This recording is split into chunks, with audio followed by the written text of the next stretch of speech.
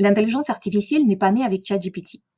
Elle existe depuis plus de 70 ans et à chaque génération, elle a été présentée comme une révolution. Et pourtant, l'intelligence artificielle a déjà connu plusieurs hivers. C'est quoi un hiver de l'IA? C'est une période où l'enthousiasme autour de l'IA retombe, les promesses ne sont pas tenues, les financements s'arrêtent et l'intérêt médiatique disparaît du jour au lendemain. L'IA a déjà connu plusieurs hivers, dans les années 70 par exemple, ou bien dans les années 90. Et peut-être un jour, on va assister à un autre hiver de l'intelligence artificielle.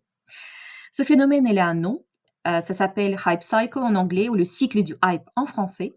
Il a été introduit par le cabinet Gartner dans les années 90 en observant comment les nouvelles technologies évoluaient dans le temps.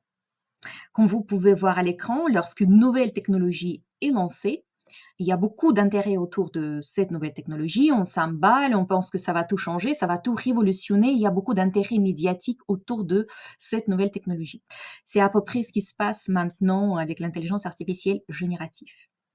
Et puis, on se rend compte que toutes les promesses ne sont pas forcément tenues, ça n'a pas marché comme prévu, on est déçu et on perd l'intérêt. On perd l'intérêt et quelques temps plus tard, on se calme. On se calme et on commence à réaliser à quoi ça sert vraiment, réellement, concrètement cette nouvelle technologie. Elle devient utile et surtout silencieuse et normale. Pourquoi c'est important d'avoir cette vision en tête de ce hype, cycle du hype? C'est important, par exemple, si vous venez de lancer ou vous pensez lancer une activité en lien avec une technologie en hype, en boom, c'est important d'avoir cette vision en tête pour adapter votre stratégie et diversifier votre portefeuille de produits ou de services.